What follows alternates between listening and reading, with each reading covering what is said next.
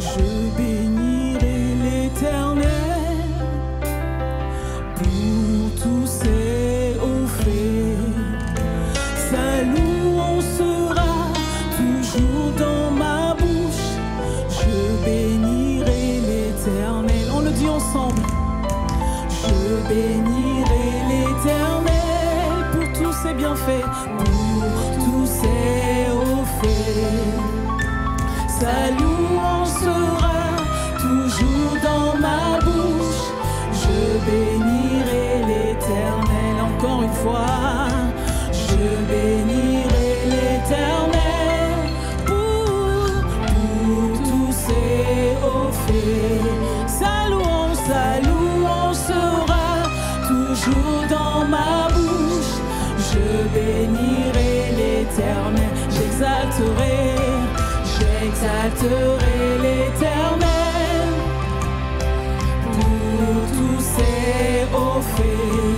Sa louange sera toujours dans ma bouche. Je bénirai l'Éternel. Oh mon âme, bénis l'Éternel. Bénis le Dieu d'amour. Bénis le Dieu d'amour. Oh mon âme, bénis l'Éternel. Oh mon âme, bénis l'Éternel. Parce qu'il t'a fait du bien. Oh mon âme, oh mon âme. Oh mon âme, bénis l'Éternel. Bénis le Dieu d'amour. Oh mon âme, écoute bien. Oh mon âme, bénis l'Éternel. Parce qu'il t'a fait du bien. Je bénirai l'Éternel. Je bénirai l'Éternel pour tous ses hauts faits. Sa louange sera toujours dans ma bouche. Je bénirai l'Éternel. Je bénirai l'Éternel pour tous ses hauts faits. Sa louange sera toujours dans ma bouche.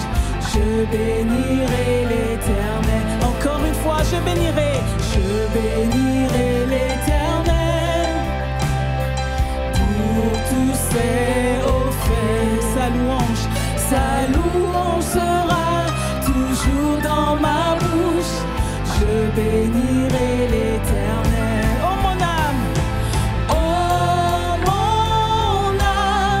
bénis l'Éternel. Bénis le Dieu d'amour.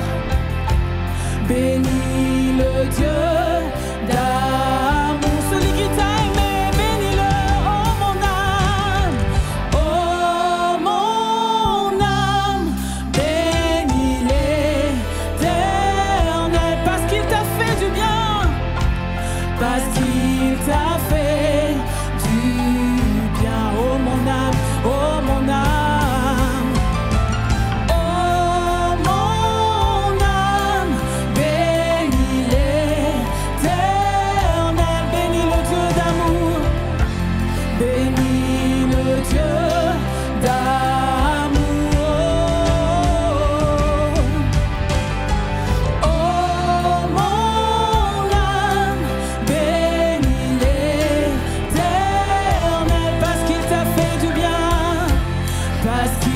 t'a fait du bien. Est-ce qu'on peut vous entendre ce matin dire à votre Dieu, oh mon âme, oh mon âme, bénis l'Éternel.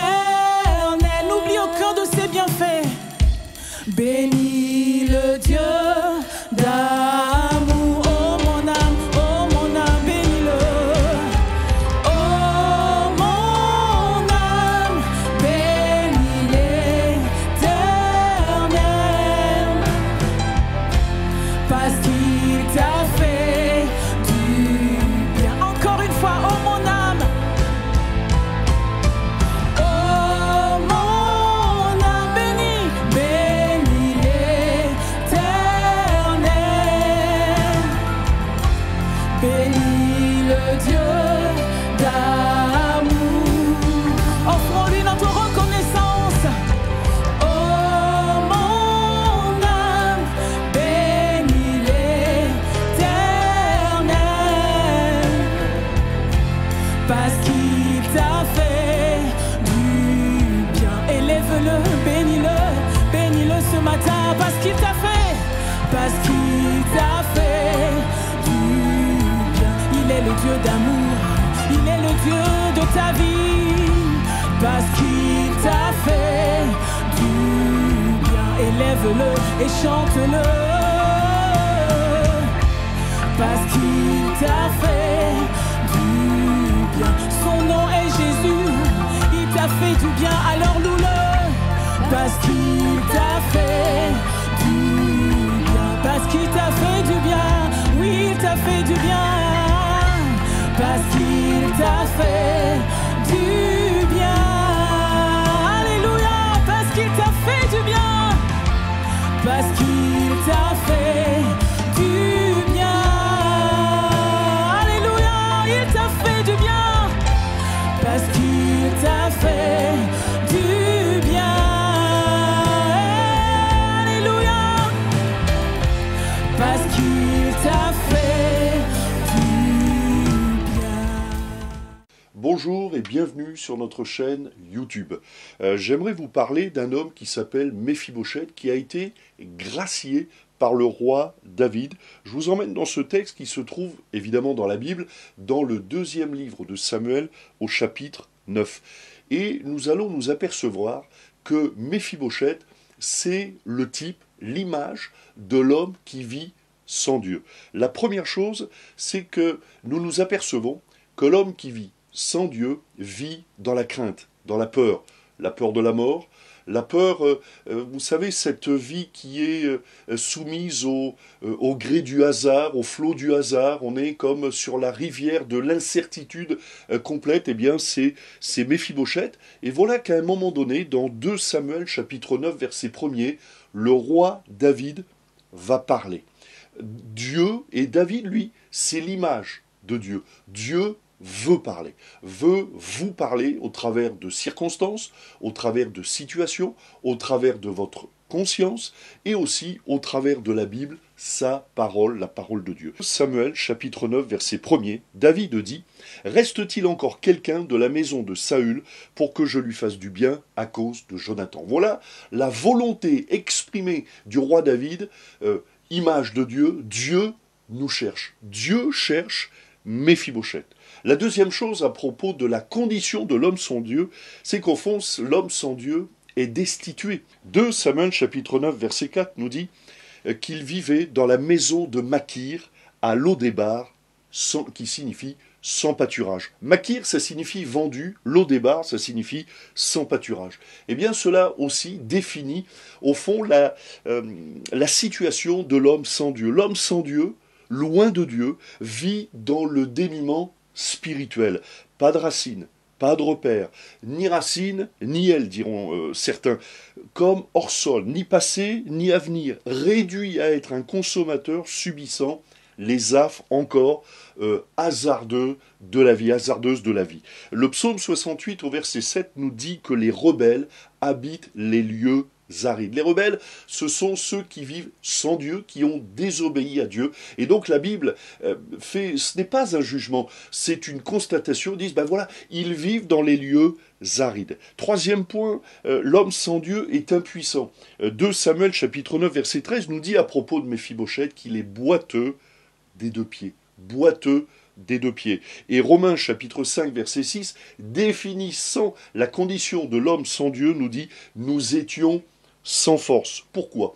Parce que toutes les capacités que nous avons, intellectuelles, physiques, notre force, notre intelligence, nos capacités, tout cela nous vient de Dieu. Et donc, par conséquent, l'homme sans Dieu a perdu de ses capacités qui viennent de Dieu. Mais quelle est, dans tout cela, nous avons vu là, la condition de l'homme sans Dieu, la condition de Méphibosheth qui vit dans la maison de Makir, vendu dans cette ville de Lodébar qui signifie sans pâturage. Dans le dénuement, cela nous parle aussi du pays sans Dieu, du pays où Dieu ne règne pas, c'est-à-dire le pays au fond du besoin, le pays de la famine, le pays du dénuement, et puis Méphibosheth qui est sans force, boiteux des deux pieds. Mais quelle est maintenant la volonté de Dieu, le plan de Dieu?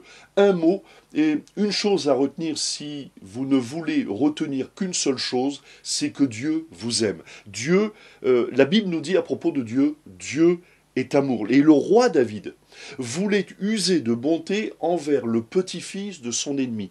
Méphibosheth, c'est le fils de Jonathan, mais c'est surtout le petit-fils du roi Saül, déchu, mort, qui était l'ennemi principal du roi David. C'était ce roi qui était roi avant David et qui ne voulait surtout pas que David devienne roi, bien évidemment à sa place. Et il y avait une grande inimitié entre le roi Saül et le roi David. Donc vous imaginez bien que lorsque le roi Saül est mort avec son fils Jonathan, eh bien toute la famille de Saül a été rejetée, a été, sous l'objet d'une malédiction, a été rejetée. Et donc c'est aussi la condition de l'homme sans Dieu, qui a rejeté Dieu en quelque sorte, mais voilà que David veut renouer ce contact avec Méphibosheth, l'homme pécheur, l'homme rejeté, comme Dieu veut renouer le contact avec tous les êtres humains. Concernant l'amour de Dieu,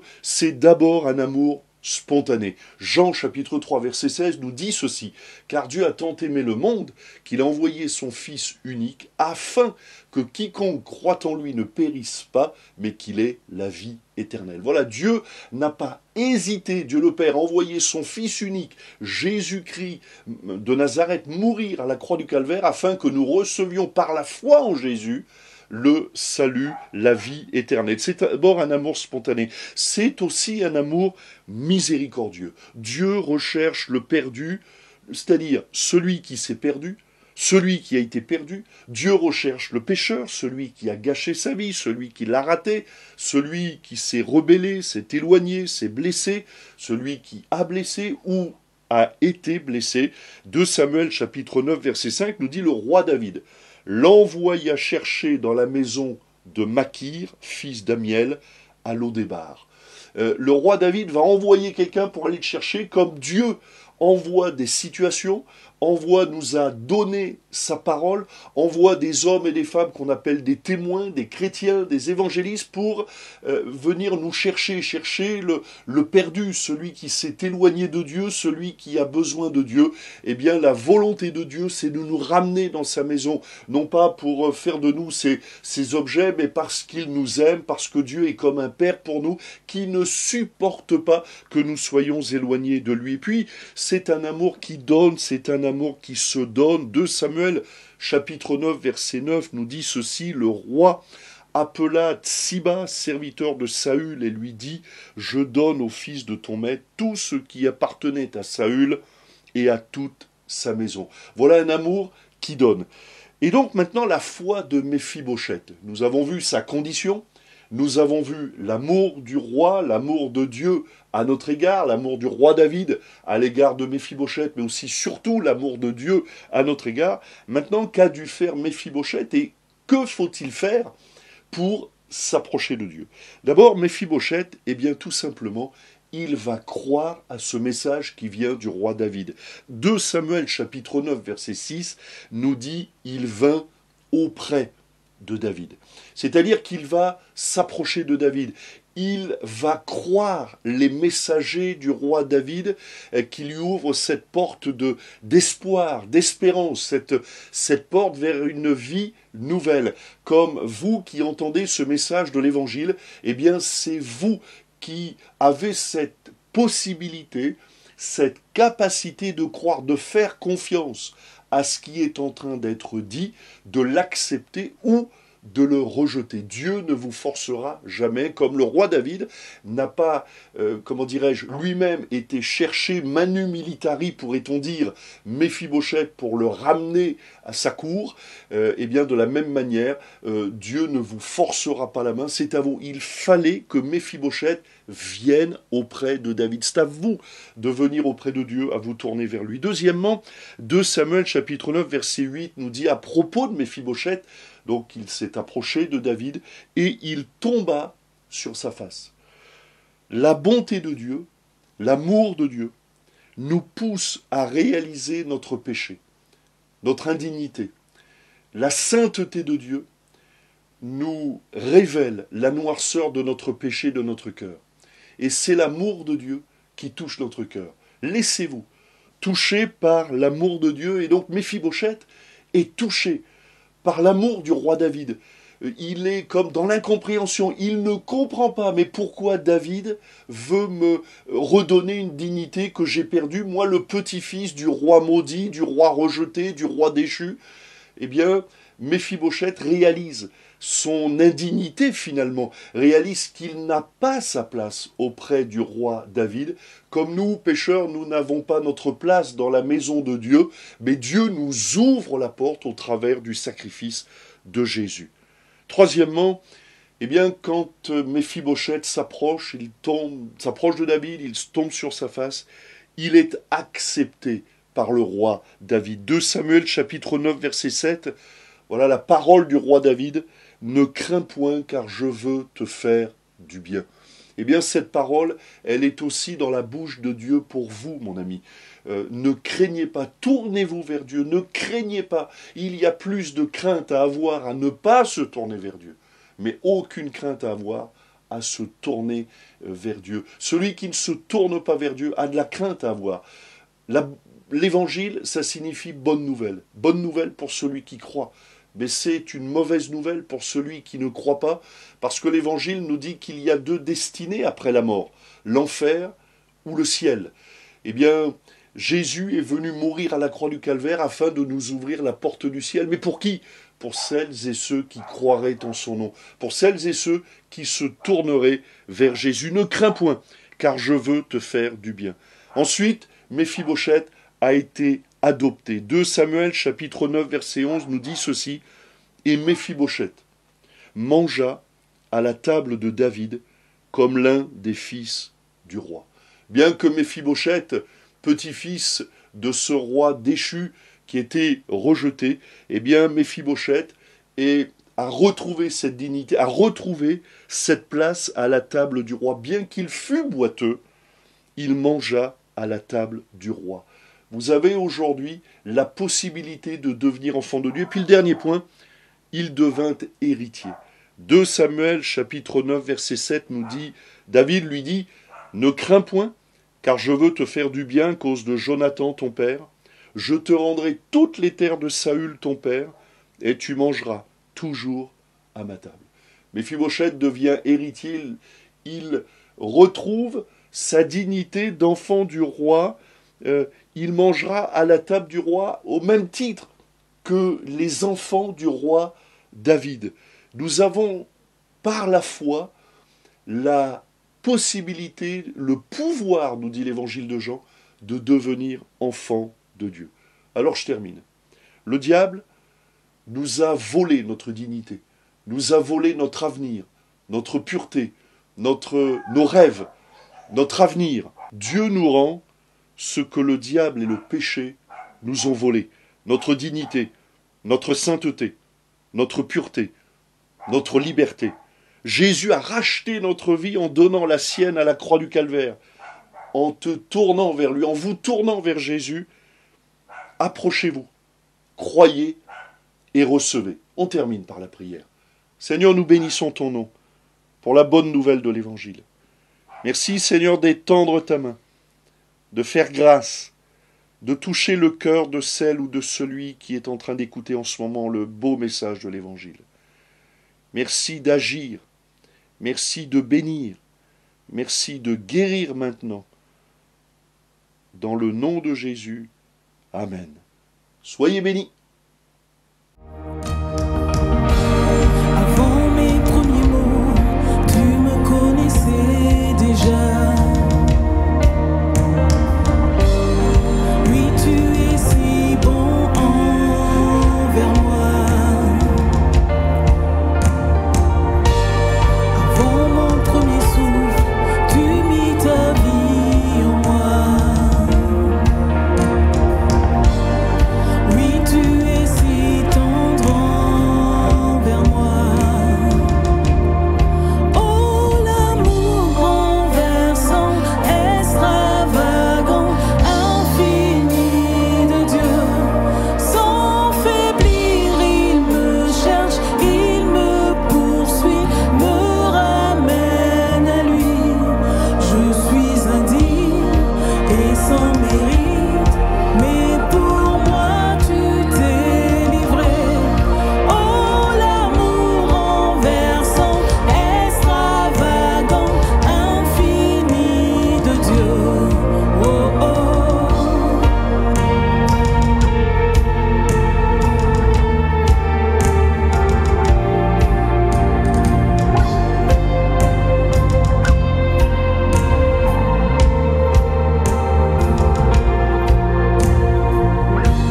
Je te rejetais, sans relâche tu m'aimais. Oui, tu es si bon envers moi. Je me sentais vain, tu m'as offert la croix. Oui, tu es si tendre envers moi. Oh, l'amour renversant, extravagant, infini de Dieu. Sans faiblir, il me cherche, il me poursuit, me ramène à lui.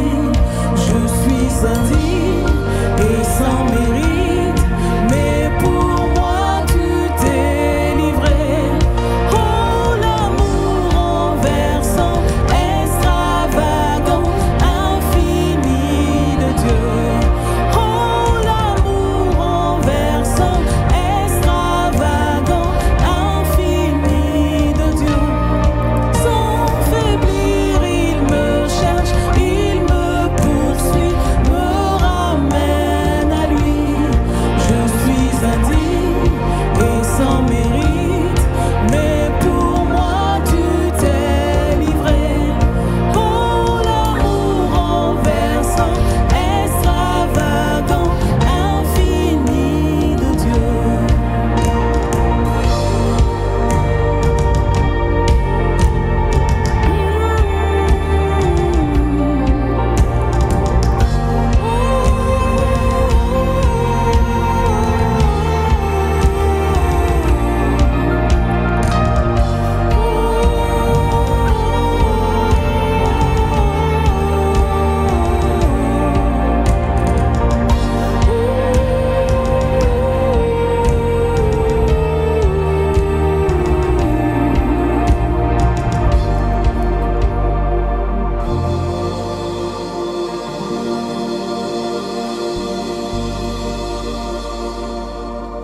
Aucune ombre n'est trop sombre, ni mon trop élevé pour que tu me cherches.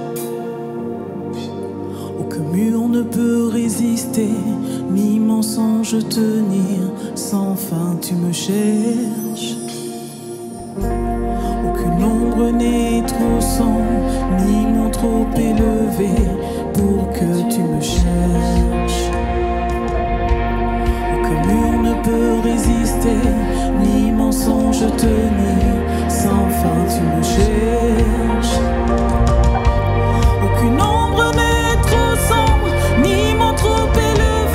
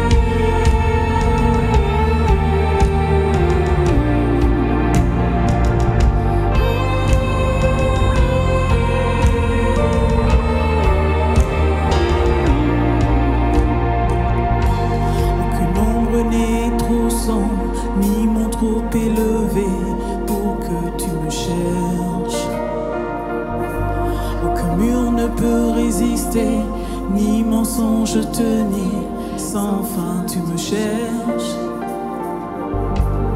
Qu'une ombre n'est trop sombre, ni mon trop élevé, pour que tu me cherches.